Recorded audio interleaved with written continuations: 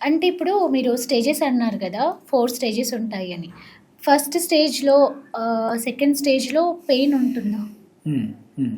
అదే పెయిన్ అనేది దేనివల్ల అనేది ఇప్పుడు ట్రామా అంటే హ్మ్. ఏదైనా ఇంజ్యూరీ మేజర్‌గా సెకండ్ స్టేజ్‌లో ఇవన్నీ ఏదైనా ఇంజ్యూరీ.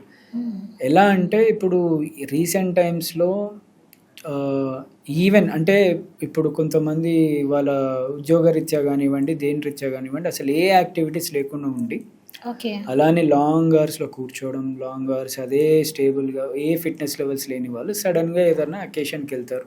హ్మ్. అక్కడ ఫ్రెండ్సో ఏదో డాన్సులు చేస్తారు, అది చేస్తారు. చిన్న ఇంజ్యూరీ అయితది. ఆ ఇంజ్యూరీ అయిందని కూడా వాళ్ళకి తెలీదు. హ్మ్. ఒక అగైన్ నెక్స్ట్ డే నుంచి మనకు పెయిన్ రావడమో, లేదా 1 వీక్‌లో పెయిన్ రావడమో ఇవన్నీ ఉంటుంది. అది తగ్గదు. హ్మ్. వాళ్ళకి ఎక్స్‌రేస్ చూస్తే రెండవ స్టేజ్ ఉంటుంది. ఇప్పుడు హ్మ్. వాళ్ళకి ఏ విధంగా వెళ్ళాలి అంటే మెయిన్ కాజ్ ఏంటి? హుహు. అసలు ఏం జరిగింది అనేది వాళ్ళు కూడా రికగ్నైజ్ చేయలేరు. So, okay. అట్లాంటి వాళ్ళకి ఒకవేళ లేదు మెనిస్కస్ ఇంజ్యూరీస్ గానివ్వండి, ఏదన్నా హ్మ్. లిగమెంట్ ఇంజ్యూరీ ఏసీఎల్, గానివ్వండి, ఏసీఎల్ హెచ్‌సిఎల్. గాని అంటే హ్మ్. ఏసీఎల్ అదే అది మేజర్ ట్రామా అయితే ఓకే. అవుతుంది. హ్మ్. ఇట్లాంటివి ఉన్నప్పుడు దాని రకంగా ట్రీట్మెంట్ ఉంటే అప్పుడు ఉంటుంది గానీ ప్రతిదానికి సర్జరీ అని చేయలేం. ఓకే.